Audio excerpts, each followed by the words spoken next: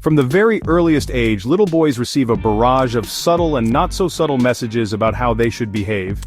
It is like the early age programming to be easier to recruit him later into a specific boys' club, and more susceptible to coins and flags game. They learn quickly that certain emotions are acceptable, while others are decidedly not. Society hands down a rulebook, often unspoken, yet powerfully enforced. This rulebook dictates that boys must be tough. They must be stoic. Like killing compassion over and over in young hearts and creating PTSD for centuries. Boys are taught early, love is conditional, on performance, dominance, stoicism. Roman Empire and Pharaoh's legacy, and today's corporate, mafia, politics league of stupid ideas and manifesting reality on the account of manipulating innocent collateral. They must not show weakness. They must wear a mask of lies, or how will they be tricked later to accept money and murder and hide truth that love is an investment of time and care for another.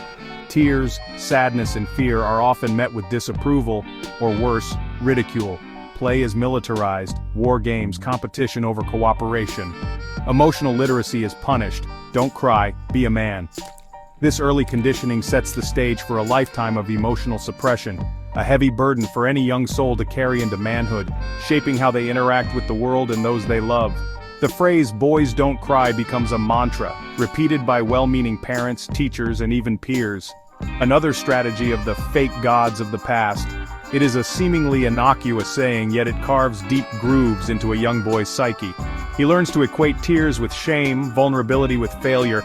This leaves a room for a strategic manipulation of the elite boys club, and training to hide his feelings from females. Die for a flag, kill for a paycheck, sell his soul for a corner office, betray love for profit. It's often a misguided attempt to prepare him for a perceived harsh world, and to be easily manipulated to chase profit and fake power over meaningful connections. The systems that preach the golden rule as higher law break it. Turn the other cheek is mocked as weakness. The compassionate man is broken early, so he'll later accept violence as necessary. The outcome is the creation of an internal dam, holding back a natural and necessary flow of human feeling. This emotional constipation has profound consequences, leading to difficulties in forming deep connections and understanding their own inner landscape as they grow. This relentless pressure to suppress leads to what can only be described as emotional stunting. If a boy is consistently told that his feelings of sadness, fear, or even excessive joy are inappropriate, he learns to build walls. These walls, initially protective, become a prison in adulthood. He may appear strong on the outside, the epitome of traditional masculinity, but inside he might be struggling with a limited emotional vocabulary. This makes it incredibly challenging to navigate the complexities of adult relationships, where emotional intelligence and expression are paramount for genuine intimacy and connection. The boy who wasn't allowed to cry becomes the man who cannot express love or pain adequately. The consequences extend beyond personal relationships. Men conditioned in this way often find it hard to seek help when they are struggling. Alphas were chosen for wisdom, not violence. Studies of tribal elders. Modern corruption. Industrialization turned men into cogs. Capitalism rewarded sociopathy over stewardship. Mental health issues, such as anxiety and depression, can fester in silence because admitting to such struggles feels like a violation of the core masculine code they were taught. They are expected to be problem solvers, the strong and silent types, not individuals with their own vulnerabilities. Breaking this cycle requires a conscious effort from society, from parents, and from men themselves to redefine strength not as the absence of emotion, but as the courage to feel and express it authentically. For many men, the emotional armor they have painstakingly constructed over years begins to show its first cracks in the presence of profound, non-judgmental acceptance. This pivotal moment often arrives through a significant relationship, frequently with a woman who sees beyond the stoic facade. It's not about a dramatic breakdown necessarily, but a subtle, almost imperceptible shift. It might be a shared silence where he feels no pressure to perform or be strong. It could be a moment where he tentatively shares a worry or a past hurt, expecting judgment or dismissal, but instead receives quiet understanding and empathy. This is the dawn of genuine emotional safety. This experience can be bewildering for a man unaccustomed to such open acceptance of his inner world. He might test the waters, offering small pieces of his true self, half expecting the old patterns of rejection or minimization to resurface.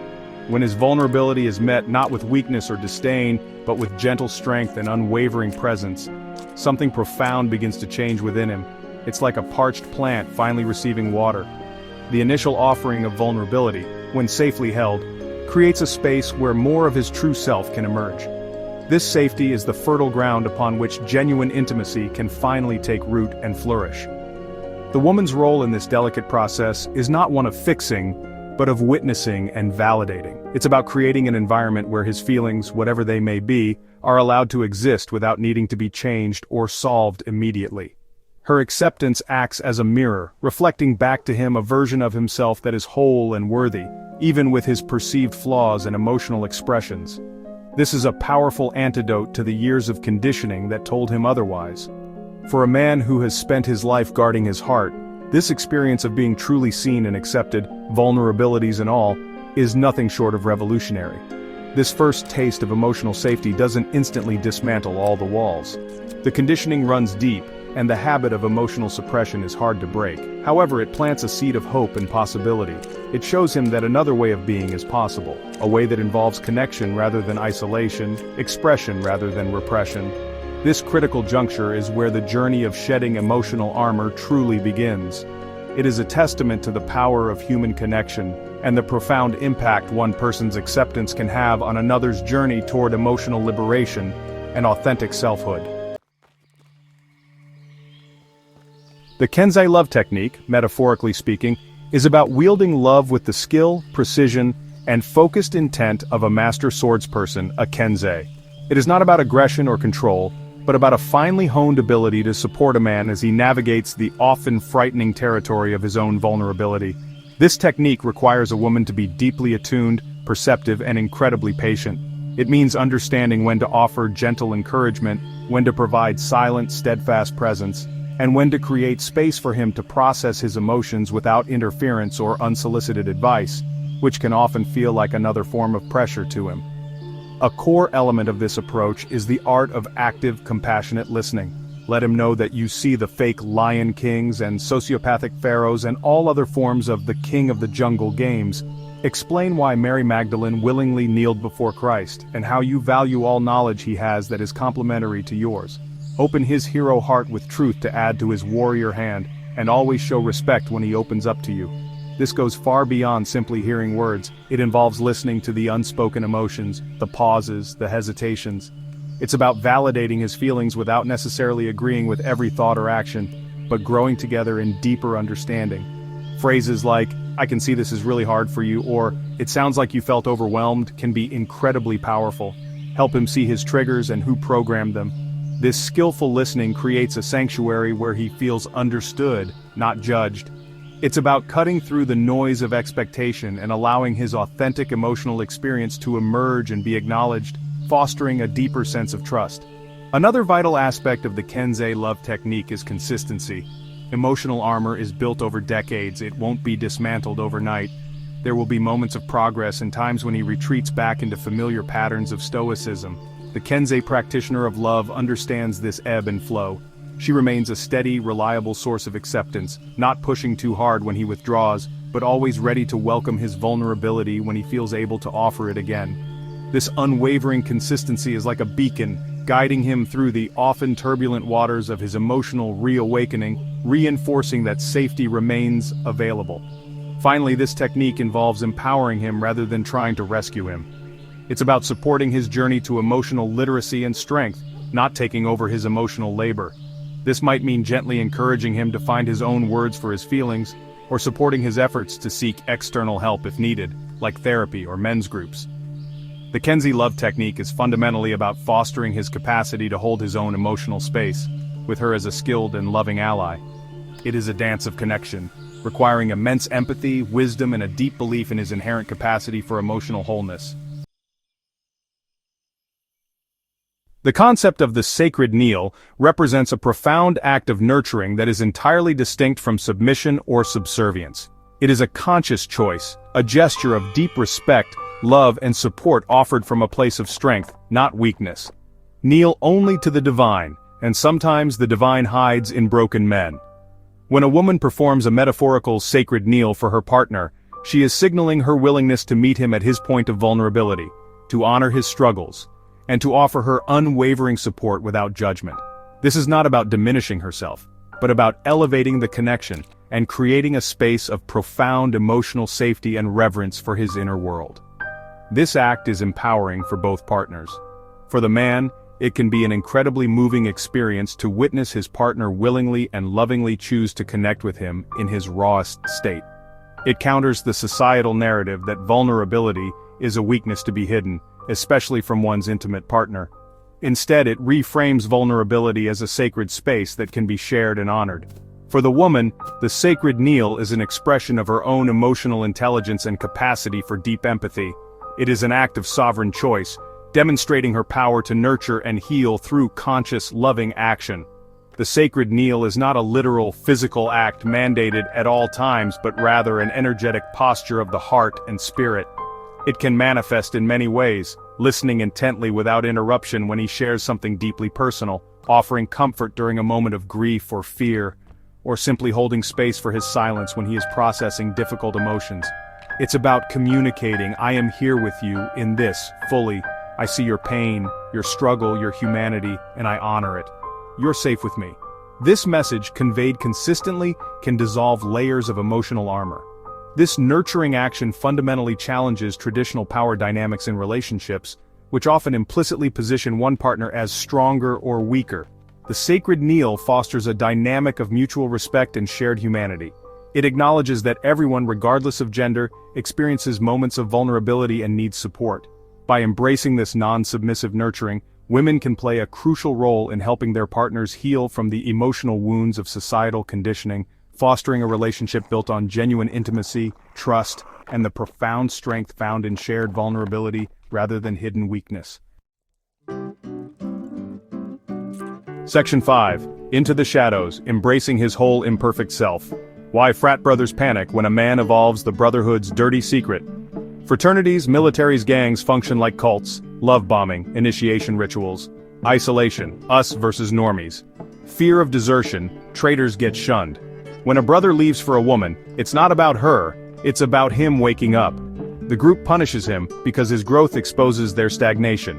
The "she changed him" lie. Translation: he stopped drinking the Kool-Aid. Historical parallel: medieval monks accused wives of stealing knights from God. Reality? The knights just preferred warmth to dogma. The journey towards emotional liberation for a man inevitably involves confronting and integrating what might be termed his darker aspects. These are not necessarily about evil, but rather the parts of himself he has learned to hide or deny, his fears, insecurities, past traumas, regrets, anger, or feelings of inadequacy. Societal conditioning often pressures men to present a flawless, strong facade, causing these shadow elements to be deeply suppressed. The transformative process truly begins when these hidden parts are allowed to surface, not to be judged or eradicated, but to be understood and accepted as part of his complete human experience. A partner's role in this delicate process is crucial, the Shaolin countermove test. Any brotherhood: if I grow beyond you, will you celebrate or sabotage me? True brothers cheer, cults chain you to their decay. If a man feels safe enough to reveal these more challenging aspects of his psyche, it is a testament to the trust he places in the relationship. Do not save him, do not judge his past, simply be the light, and let him choose to step into it. Ask him, who are you without your brothers? If he hesitates, he's still chained. If he laughs, he's free. These brotherhoods aren't about love, they're about control. But real love? It shatters chains. A woman's capacity to meet these revelations with compassion, rather than fear or condemnation, can be profoundly healing. This doesn't mean condoning harmful behaviors, but it does mean understanding the pain or fear that might underlie them. It's about looking beyond the surface manifestation to the wounded parts of him that are crying out for acceptance and integration into his conscious self. This acceptance of his whole being, shadows and all, is what allows a man to become more whole himself. When he no longer has to expend enormous energy suppressing parts of his identity, that energy becomes available for growth, connection, and self-awareness. Love, in this context, acts as a powerful alchemical force, transforming shame into self-acceptance. It's about saying, I see all of you, the light and the shadow, and I choose to love all of you. This embrace of truth can be the catalyst for him to begin to love and accept himself more fully, fostering internal peace. The process is not always comfortable or easy. Exploring these darker aspects can bring up painful emotions and memories for both partners. However, navigating this terrain together with courage and empathy can deepen intimacy in ways that a relationship based on superficial perfection never could. It is in the acceptance of imperfection that true strength and resilience are found. By embracing a man's whole being, including his darker aspects, a woman helps him reclaim his full humanity, moving beyond the restrictive confines of traditional masculinity towards a more authentic and integrated self. Unconditional acceptance from a partner is the bedrock upon which a man can rebuild his emotional landscape. For someone conditioned to believe his worth is tied to his performance, stoicism, or ability to suppress unacceptable emotions, experiencing love that doesn't come with strings attached can be truly revolutionary. It means he is valued for who he is, not for who society expects him to be or for what he does. This kind of acceptance creates a sanctuary, where the long-guarded walls around his heart can finally begin to crumble, not through force, but through the persistent, gentle pressure of unwavering love and understanding. This unwavering embrace directly counters the conditional approval many men experience throughout their upbringing. Be strong, don't fail, provide at all costs. These messages imply that love and respect are contingent upon meeting certain external standards. When a partner offers acceptance even when he is struggling, feeling weak, uncertain, or has failed by societal metrics, it sends a powerful message. You are enough, as you are in this moment. This is profoundly liberating, allowing him to shed the immense pressure of maintaining an impossible ideal of masculinity, and to explore his authentic self without fear of rejection. The impact of such acceptance on a man's emotional liberation is immense. It fosters a sense of security that allows him to take emotional risks, to explore feelings he has long suppressed, and to develop a more nuanced understanding of his own inner world. When he knows he won't be shamed or abandoned for expressing vulnerability, he is more likely to share his fears, his dreams, his pains, and his joys. This open communication is the lifeblood of genuine intimacy, transforming a relationship from a performance into a partnership built on mutual trust and authentic connection. Furthermore, unconditional acceptance from a partner can serve as a model for self-acceptance. As he internalizes the experience of being loved despite his imperfections, he can begin to offer that same compassion to himself. This is a crucial step in healing from the male conditioning curse, which often instills a harsh inner critic. The journey to emotional freedom is greatly accelerated when a man has an anchor of unconditional love, providing the stability and courage needed to navigate the often challenging path of unlearning harmful conditioning and embracing a more emotionally expressive and fulfilling way of being. Throughout history and across diverse cultures, male bonding has played a significant role in shaping men's identities and providing essential support. From tribal hunting parties and warrior fraternities to rites of passage and elder councils, these collective experiences offered spaces for shared challenges, mutual reliance, and the transmission of wisdom. These bonds were not just about camaraderie, they were integral to survival, social cohesion, and the development of a healthy masculine identity within a community context. They provided outlets for energy, mentorship for the young, and a sense of belonging that is fundamental to human well-being. However, in many modern societies, the nature and avenues for healthy male bonding have become fragmented or distorted. The traditional structures have largely disappeared, and contemporary expressions can sometimes devolve into superficial or even destructive behaviors if not guided by positive principles. The instinct for brotherhood remains, but without constructive channels, it can manifest in ways that reinforce negative aspects of traditional masculinity, such as emotional suppression, excessive risk-taking, or exclusionary attitudes. The challenge, therefore, is to consciously reclaim and redirect this powerful human need for constructive, positive purposes. Modern applications of positive male bonding can take many forms. Men's support groups, for instance, provide a confidential space where men can share their struggles, triumphs, and vulnerabilities without fear of judgment, breaking the isolation that so many experience. Mentorship programs where older men guide younger men can offer invaluable support and role modeling for healthier expressions of masculinity. Shared activities, whether sports, hobbies, community projects, or spiritual practices, can also foster deep connections when approached with an intention of mutual respect and emotional openness, rather than just competition or bravado. Redirecting these ancient impulses towards constructive ends is vital for men's emotional health and for society as a whole. When men connect authentically, support each other's growth, and hold each other accountable in positive ways, they cultivate resilience, empathy, and a more expansive understanding of what it means to be a man. This revitalized form of brotherhood can become a powerful force for dismantling the harmful aspects of the male conditioning curse, fostering healthier individuals, stronger relationships, and more compassionate communities. It's about building a new tribe, one founded on mutual support and emotional honesty. One of the most pervasive and damaging aspects of male conditioning is the relentless pressure to always provide.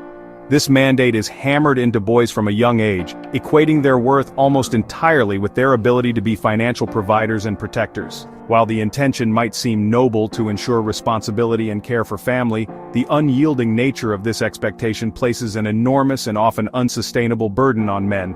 It can lead them to prioritize work above all else, including their own well-being, their relationships, and their emotional lives, contributing significantly to their emotional stunting. The always provide mantra often leaves no room for perceived failure or vulnerability in this domain. A job loss, a financial setback, or even a period of career uncertainty can trigger profound feelings of shame, inadequacy, and despair in men who have internalized this as their primary measure of self-worth. This immense pressure can prevent men from pursuing passions that may be less lucrative, or from taking necessary breaks for their mental and physical health. The fear of not measuring up as a provider can be a constant source of anxiety, silently eroding a man's spirit and his capacity for joy and connection. This conditioning also impacts relationships significantly. If a man's identity is solely wrapped up in being the provider, he may struggle to connect with his partner and children on deeper emotional levels. He might believe that his financial contribution is his primary or even sole expression of love and care. This can lead to misunderstandings and emotional distance, as partners and children often crave emotional presence and engagement as much, if not more, than material provision. The man, in turn, may feel unappreciated or confused when his efforts to provide don't seem to translate into the familial happiness he desires. Breaking free from this particular curse involves a societal and individual redefinition of a man's value. It means recognizing that a man's worth extends far beyond his paycheck. Nurturing emotional engagement, partnership, and shared responsibility in all aspects of family life are equally, if not more, important. For men, it involves a conscious effort to diversify their sense of identity and self-esteem, finding validation in their character, their relationships, and their contributions as whole human beings, not just as economic engines. The journey to break free from the male conditioning curse culminates in the conscious cultivation of a new, more nurturing and emotionally intelligent masculinity. This is not about rejecting strength or responsibility, but about expanding the definition of what it means to be a man to include a full spectrum of human emotion and connection. It requires a collective effort, from parents raising boys, from partners supporting men, and from men themselves choosing a different path. The future of healthy masculinity lies in embracing vulnerability as a strength, and emotional expression as a vital component of a fulfilling life. Nurturing and understanding are the cornerstones of this transformation. For boys, it means creating home and school environments where they feel safe to express all their emotions without shame. It means providing them with role models of men who are both strong and emotionally articulate. It involves teaching them that empathy, compassion, and caregiving are not exclusively female traits, but essential human qualities. When boys are raised with this emotional literacy, they are far less likely to succumb to the emotionally stunting pressures of traditional masculine codes, growing into men capable of deep intimacy. For adult men, this transformation involves the courageous work of unlearning old patterns and consciously choosing new ways of being. This might involve seeking therapy, joining men's groups, or engaging in practices that foster self-awareness and emotional expression. It requires the support of partners who understand the depth of this conditioning and offer patience and encouragement. Love, in its most expansive and accepting form, truly can be a weapon for positive change, helping men to dismantle their emotional armor and embrace their whole selves, including the parts they were taught to hide or deny. Ultimately, Reshaping modern masculinity is about fostering wholeness.